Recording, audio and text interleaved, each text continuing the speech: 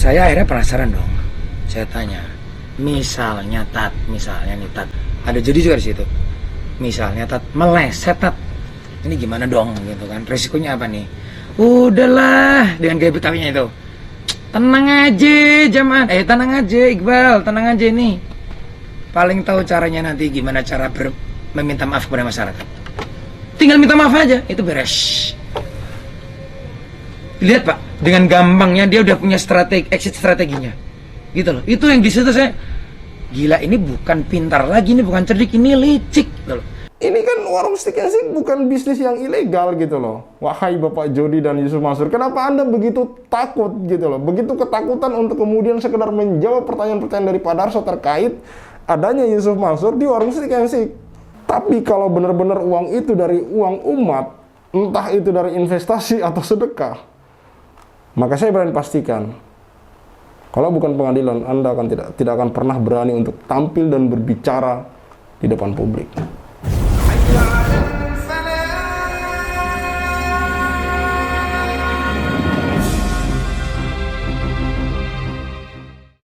Bismillahirrahmanirrahim. Assalamualaikum warahmatullahi wabarakatuh. Kembali lagi bersama saya Al Walid. Saya teringat dengan kata-kata Bapak Iqbal ketika Pak Iqbal ini kemudian bersama jadi Broto Suseno dan juga Yusuf Mansur. Di situ Pak Iqbal bercerita bahwa suatu waktu dia bertanya kepada Yusuf Mansur dengan segala rencana yang mereka kemudian bahas, segala rencana yang kemudian mereka bicarakan.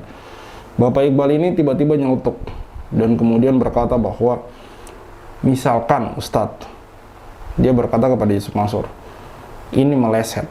Maksudnya apa yang mereka rencanakan itu meleset. Apa yang mereka rencanakan itu kemudian merugikan umat gitu istilahnya. Pak Iqbal itu bertanya seperti itu, misalkan Tat ini meleset. Dan jawaban Yusuf Mansur apa teman-teman? Yusuf Mansur berkata gampang, tinggal minta maaf saja. Ini gue, Yusuf Mansur. Artinya apa teman-teman? Artinya jauh-jauh hari sebelum ini terjadi, kemungkinan Yusuf Mansur itu sudah memikirkan hal ini gitu. Sudah membuat plan-plan tertentu, planning-planning tertentu tentang hal ini gitu. Sudah membuat exit plan untuk hal-hal ini gitu teman-teman. Saya akhirnya penasaran dong. Saya tanya, misalnya nih Tat. Waktu itu kan saya belum manggil Jaman, nggak berani ya. Jadi ngomongnya saya manggilnya Ustadz. Ada jadi juga di situ. Misalnya Tat meleset Tat, ini gimana dong gitu kan? Resikonya apa nih? Udahlah dengan gaya Betawinya itu. Tenang aja Jaman, tenang aja Iqbal, tenang aja nih. Paling tahu caranya nanti gimana cara meminta maaf kepada masyarakat. Tinggal minta maaf aja, itu beres. Lihat Pak, dengan gampangnya dia udah punya exit strateginya. Gitu loh. Itu yang di situ saya gila, ini bukan pintar lagi, ini bukan cerdik, ini licik gitu loh. Maka saya berpikir bahwa diamnya Yusuf Mansur hari ini, menghilangnya dia dari media sosial yang hiruk pikuk, yang dulunya dia sangat gencar dengan media sosial, bahkan di salah satu stasiun TV yang itu tidak membahas dirinya, dia kemudian ada istilahnya mencuri-curi iklan, karena memang Yusuf Mansur itu dulu ya kelihatannya sangat haus sekali dengan media, tapi kok sekarang Yusuf Mansur seolah-olah menghilang bak di telan bumi. Maka saya menduga bahwa memang ini adalah salah satu dari strategi Yusuf Mansur, adalah diam. Kenapa teman-teman kemudian saya mengulas kembali apa yang dikatakan oleh Pak Iqbal gitu? Karena terus terang teman-teman, sangat mencurigakan bagi saya, karena Yusuf Mansur ini sosok yang kemudian sering dulunya selalu membuat usaha bersama umat, yang juga usaha itu selalu berakhir dengan mangkrak teman-teman. Berakhir dengan ketidakjelasan dan ketidakpastian. Nanti kita akan simak penuturan dari Pak Darso Arif. Untuk lebih lengkapnya silakan teman-teman kunjungi channel beliau. Di sini saya hanya ambil yang menurut saya poin-poin penting. Intinya seperti itu teman-teman. Yusuf Mansur membuat Paytrend, ada Hotel City, tabung tanah, umrah merdeka, investasi batu bara, dan ada juga yang terbaru yang diduga kuat melibatkan Yusuf Mansur, itu adalah perumahan Kaisal Mansur. Ini semua mangkrak teman-teman. Ini semua kemudian merugikan umat, teman-teman. Menimbulkan korban yang jumlahnya tidak main-main, teman-teman. Apalagi kita berbicara nominalnya, tidak main-main. Tapi kemudian ini seolah-olah tertutupi gitu. Lalu kemudian Yusuf Mansur tiba-tiba terdengar bekerja sama dengan Jody Brotoseno mengembangkan warung Stick and Stick. Ini saya baru dengar dari yang dikatakan oleh Pak Darso bahwa ternyata warung Stick and Stick itu Yusuf Mansur memilikinya dalam bentuk franchise. Karena terus terang saya juga pernah mendengar Jody Brotoseno mengatakan bahwa warung Stick and Stick itu tidak franchise. Apakah yang dimaksud oleh Jody Brotoseno ini tidak franchise, namun hanya Yusuf Mansur saja yang boleh franchise, selain Yusuf Mansur tidak boleh? Kan sampai hari ini warung Stick and Stick juga belum memberikan klarifikasi, belum memberikan jawaban yang jelas bagaimana posisi Yusuf Mansur di warung Stick and Stick. Yang jelas saya pribadi yakin betul bahwa Yusuf Mansur memang ada dan bersama Jody Brotoseno mengelola warung Stick and Stick. Jelas ada videonya. Ketika diwawancarai oleh wartawan TV One di channel TV One, di situ jelas-jelas Yusuf Mansur mengatakan bahwa dia bersama istrinya dan Jody bersama istrinya dan beberapa orang yang lain bersama-sama mengelola warung Stick and Stick. Kenapa teman-teman kemudian kami membawa nama warung Stick and Stick? Karena keanehannya justru di situ. Yusuf Mansur ketika membuat bisnis-bisnis bersama umat, yang mana kemudian umat diwajibkan menyetorkan sejumlah uang, semua dari bisnis-bisnis tersebut mangkrak dan tidak jelas ujungnya. Tidak jelas kenapa kemudian bisnis itu mangkrak, tidak jelas kemudian kenapa bisnis itu berhenti, dan tidak jelas kenapa kemudian atau bagaimana hak dari para korban ini selanjutnya. Nasib dari para korban ini selanjutnya tidak jelas semua, teman-teman. Tidak jelas, dan ini dari tahun 2009 kurang lebih sampai hari ini. Ada beberapa yang sudah dikembalikan, itu pun kalau menurut saya karena viral.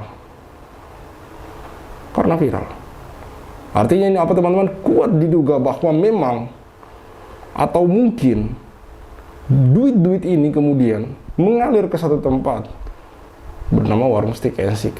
Karena kalau tidak seperti itu, timbul kemudian pertanyaan, dari mana kira-kira Yusuf Mansur bisa memiliki uang sebanyak itu hingga kemudian bisa bekerja sama dengan Jody Brotoseno yang memang dari awal seorang pengusaha. Dari mana duit Yusuf Mansur kemudian sampai dia bisa bergabung di sebuah perusahaan yang menurut saya cukup besar, teman-teman. Ini kan sebenarnya kalau kita logika orang awam itu ini tidak butuh duit yang kecil, ini butuh duit yang gede gitu.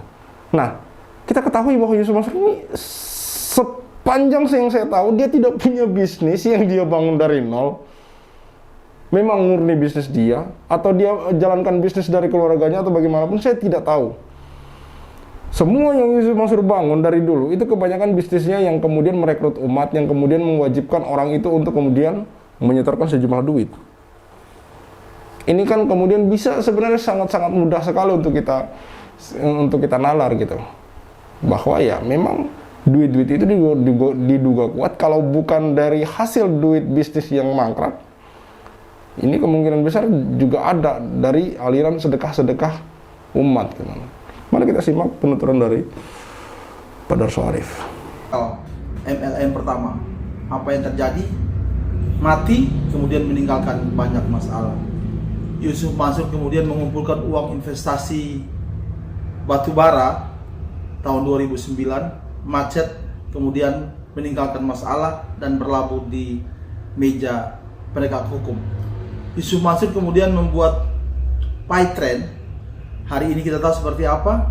PayTrend sudah mati, meninggalkan banyak masalah baik pada penggunanya, juga terhadap karyawannya, dan banyak hal di sekeliling PayTrend yang kemudian juga menimbulkan masalah.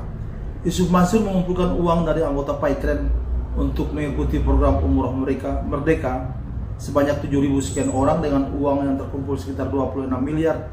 Itu mati, kemudian banyak meninggalkan masalah. Patungan usaha untuk membeli dan mengoperasionalkan Hotel City mati, dan kemudian banyak meninggalkan masalah, dan sebagian masalah itu berlabuh di meja hukum. Kalau Yusuf Mansur mengatakan bahwa dia telah mengembalikan uang para investor patungan usaha sebanyak 2.000 orang, bukti itu sesungguhnya hanya diucapkan lewat mulutnya saja. Kemudian anak buahnya Yusuf Mansur mempertontonkan membawa sejumlah map dan berkas-berkas, terus dia katakan itu bukti dia telah mengembalikan uang 2.000 investor. Nyatanya hari ini masih banyak para investor yang baik mau mempermasalahkan ini di meja hukum maupun masih menunggu, ini yang lebih banyak, masih menunggu jika ada satu saja perkara gugatan patungan usaha yang dikabulkan oleh pengadilan, maka saya yakin ramai-ramai para investor patungan usaha itu akan keluar. Ya, terkait apa yang dikatakan oleh Pak Arief ini, beberapa waktu lalu, kurang lebih 2 tahun yang lalu, ketika kasus patungan usaha ini benar-benar mencuat dan viral-viralnya, itu juga beberapa kami bahas. Yusuf Mansur ini kemudian muncul dan mengaku-ngaku sudah mengembalikan ribuan korban, yang mana dia menunjukkan bundel-bundel kertas begitu, seolah-olah itu kayak bukti dia sudah mengembalikan. Lalu kemudian pihak Pak Darus Arif ini menantang untuk kemudian mengaudit itu gitu, mengecek, melakukan cross check. Tapi apa kemudian? Yusuf Mansur tidak berani melakukan itu. Yusuf Mansur tidak berani melakukan itu.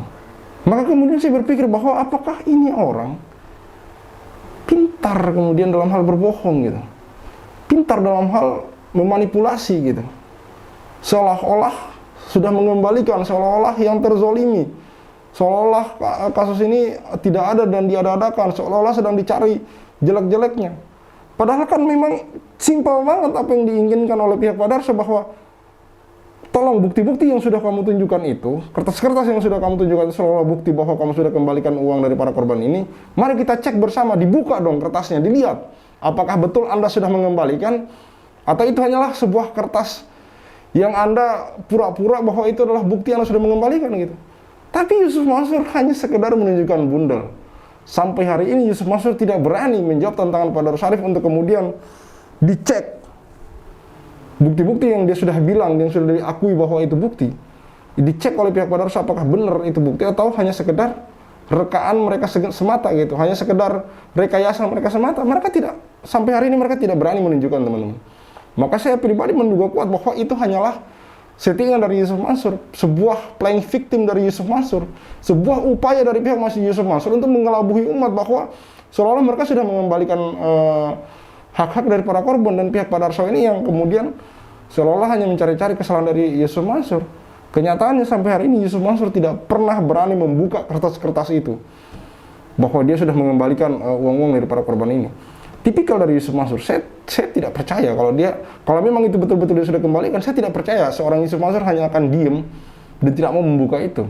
Karena kalau memang dia tidak membuka itu dari awal, dia tidak akan menunjukkan bundel-bundel itu gitu, menyuruh orang untuk mengangkatnya, lalu divideokan, lalu mengatakan bahwa ini bukti-bukti. Buktinya kami sudah mengembalikan, ini banyak sekali bukti-buktinya. Tapi begitu dimintai untuk diperiksa bukti-bukti itu, Yusuf Mansur diam, seribu bahasa, teman-teman.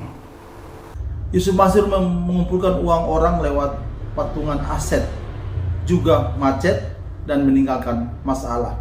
Dia datang ke Hong Kong mengumpulkan uang, nabung tanah di sana. Apa yang terjadi?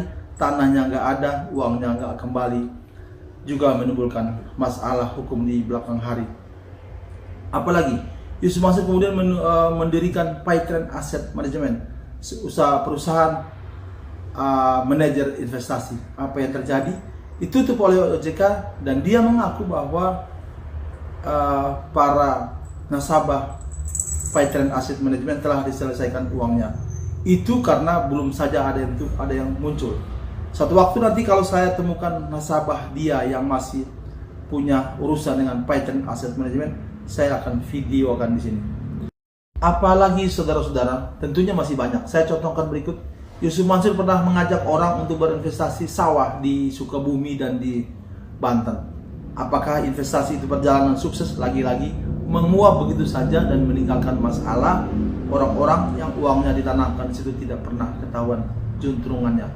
Nanti satu waktu nanti saya akan menemukan nasabah-nasabahnya atau investor-investor dari investasi sawah ini, saya akan videokan di sini. Yusuf Mansur juga mengatakan bahwa dia membiayai ribuan atau bahkan jutaan, ribuan rumah tahfiz dengan jumlah santri yang mencapai jutaan. Apakah itu benar? Dalam beberapa video sudah saya buktikan bahwa ungkapan Yusuf Mansur itu adalah bohong belaka. Rumah-rumah tahfiz di berbagai pelosok itu didirikan oleh orang per orang, kemudian mereka membiayai sendiri hanya datang Yusuf Mansur, kemudian rumah tahfiznya diregistrasi, ditempelkan papan nama Darul Quran. Saudara-saudara, apa sesungguhnya yang langgeng dari atau yang berdiri terus dari usahanya Yusuf Mansur, yaitu warung Stick and Shake. Warung Stick and Shake memang dia tidak pernah mengungkapkan di media bahwa uang yang dia pakai itu adalah untuk mengembangkan warung Stick and Shake, itulah uang umat. Yusuf Mansur, saya belum pernah mendengar dia berbicara di media bahwa dia memakai uang umat untuk bisnis itu. Akan tetapi tidak tertutup kemungkinan uang yang Yusuf Mansur bawa untuk melakukan franchise dengan warung Stick and Shake itu berasal dari uang investasi yang dikumpulkan lewat beberapa peristiwa pengumpulan investasi, atau juga tidak tertutup kemungkinan berasal dari uang-uang sedekah yang dikumpulkan lewat bapak-bapak, ibu-ibu, karena dalam beberapa peristiwa pengumpulan sedekah yang Yusuf Mansur lakukan, di situ ada Jody Broto Suseno. Saudara-saudara, Yusuf Mansur pernah berkata di video bahwa dia masuk ke warung Stick and Shake itu tahun 2010. Yang mau saya tegaskan di sini, warung Stick and Shake itu dari berbagai penelusuran yang saya jalani, itu dalam pengembangannya itu pemiliknya, yakni Jody Broto Suseno, itu tidak memberlakukan kepemilikan saham, tapi pengembangannya dilakukan secara franchise.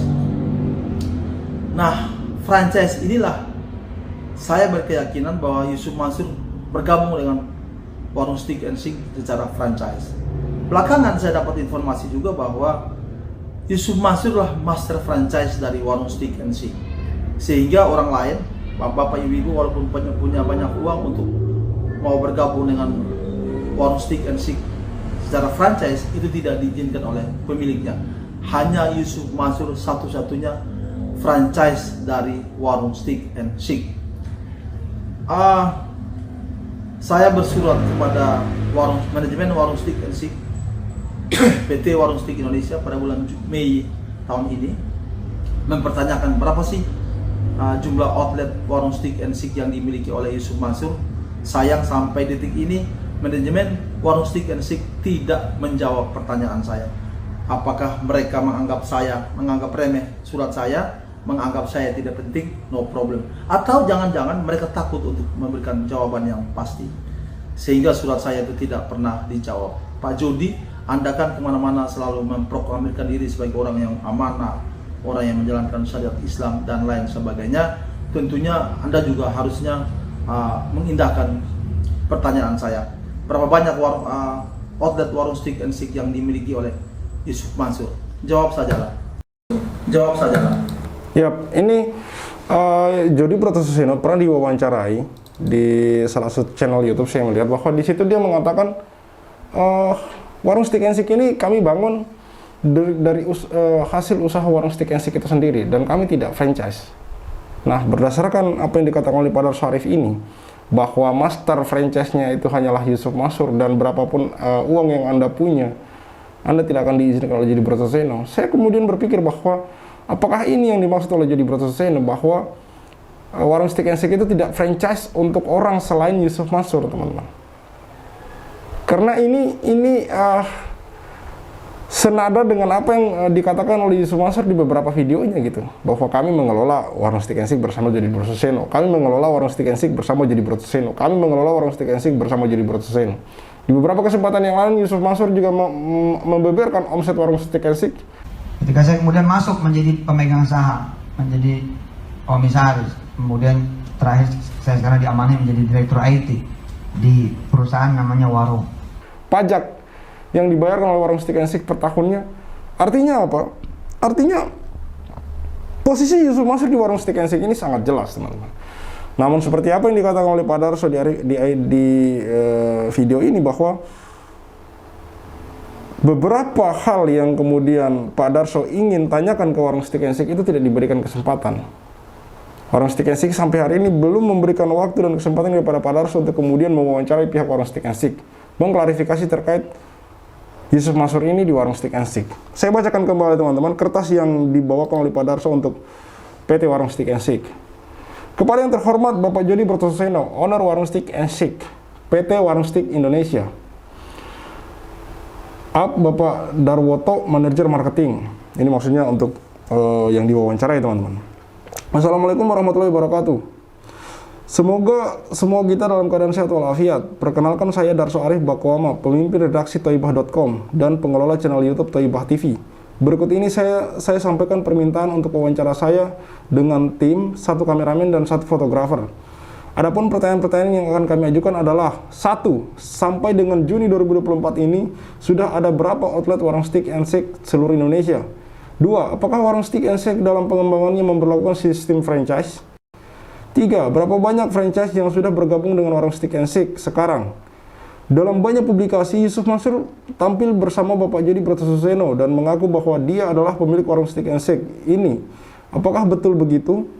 Berapa banyak outlet Warung Steak and Shake yang dimiliki oleh Yusuf Mansur? Apakah benar lahan tempat berdirinya Warung Steak and Shake di berbagai tempat sudah dibeli dan dimiliki oleh Yusuf Mansur secara pribadi?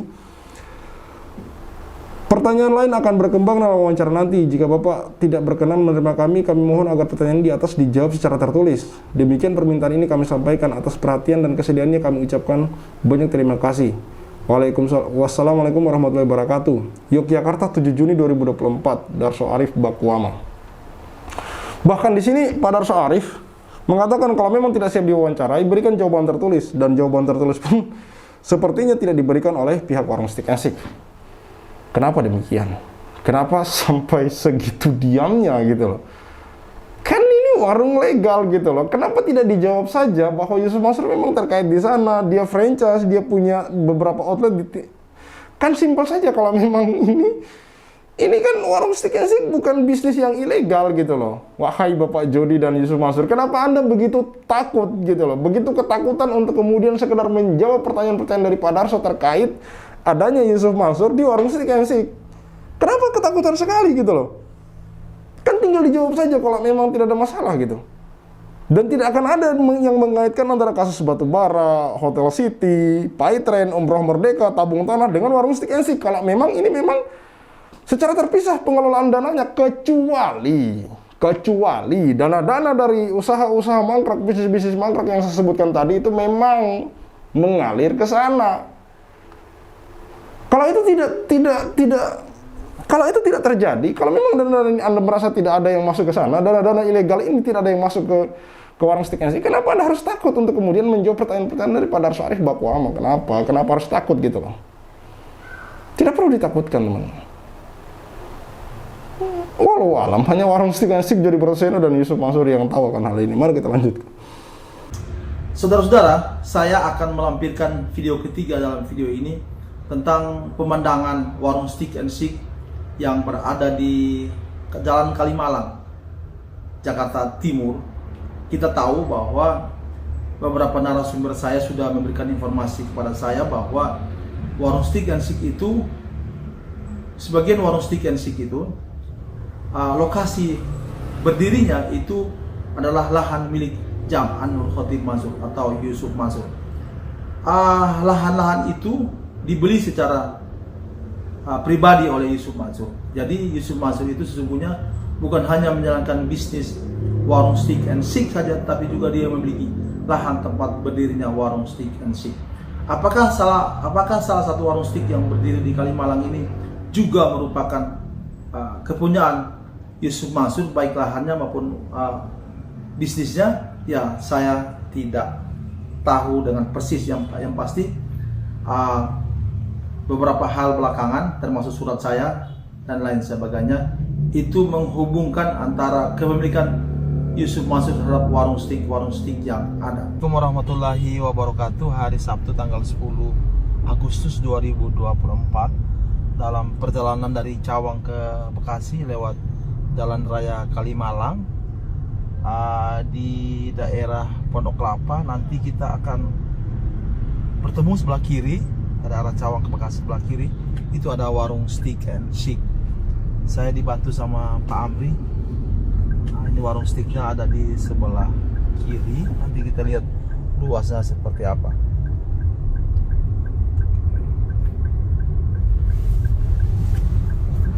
Nah, ini warung Steak and Shake-nya.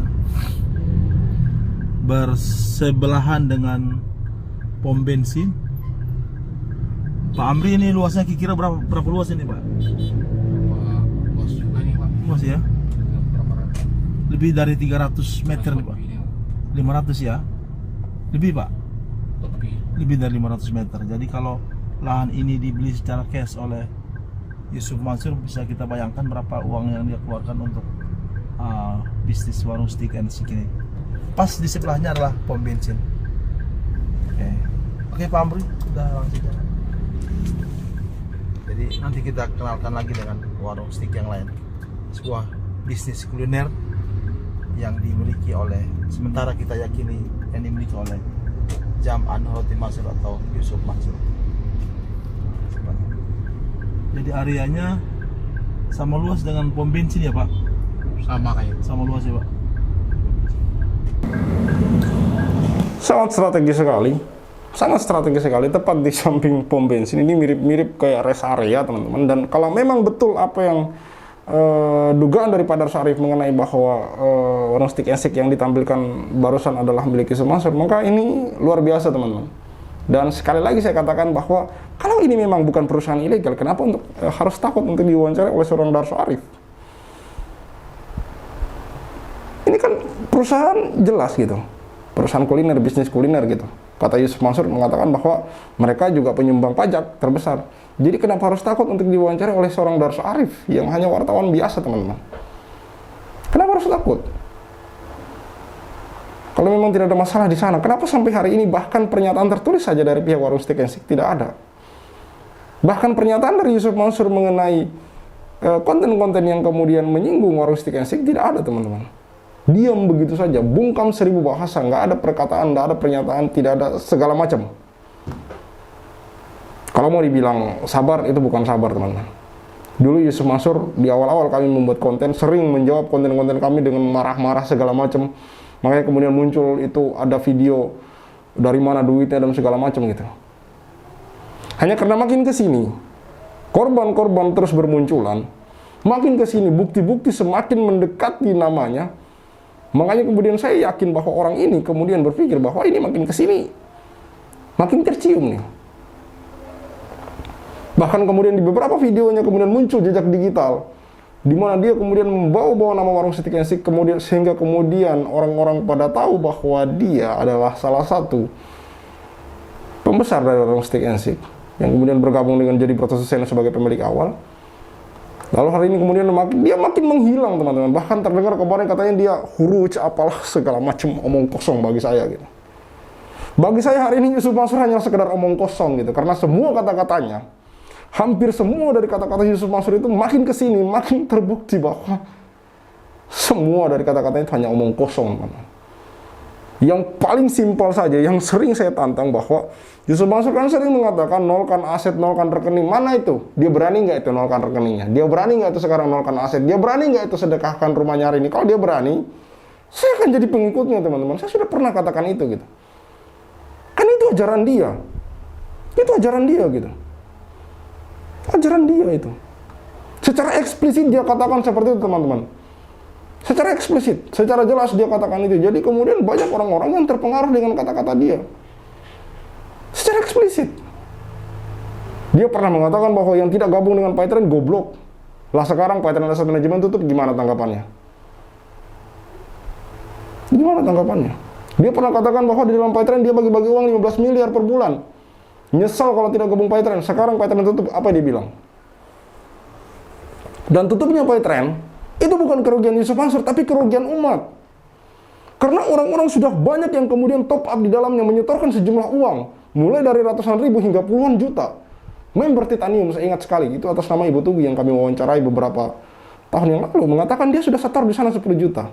Sampai hari ini uang itu tidak ada yang kembali sepeser pun. Maka saya katakan bahwa tutupnya Paytrend Asset Management itu yang rugi sebenarnya bukan Yusuf Mansur, tapi orang-orang yang kemudian ada sangkut pautnya dengan Paytrend Asset Management ini gitu. Seperti itu, teman-teman. Dan masih banyak yang lain, ada investasi batubara, Hotel City, Umroh Merdeka, tabung tanah. Banyak yang lain, teman-teman. Jadi ini tidak main-main. Lalu tiba-tiba kemudian Yusuf Mansur muncul dengan videonya membanggakan warung stick and stick. Hey, dari mana duitnya gitu? Dari mana duitnya gitu? Kok tiba-tiba Anda punya bisnis besar gitu? Kok tiba-tiba Anda bisa bergabung dengan sebuah bisnis kuliner yang lumayan ternama di Indonesia gitu? Hei, dari mana duitnya gitu? Kalau memang jelas sumber dananya, jelaskan dari sini. Saya membuat usaha ini lalu kemudian mendapatkan omset segala macam, lalu kemudian hasil dari usaha itu saya investasikan ke sini. Jelas kalau memang Anda benar-benar bisnismen. Tapi kalau benar-benar uang itu dari uang umat, entah itu dari investasi atau sedekah, maka saya berani pastikan, kalau bukan pengadilan, Anda akan tidak akan pernah berani untuk tampil dan berbicara di depan publik. Saya Al Walid, see you on the next videos.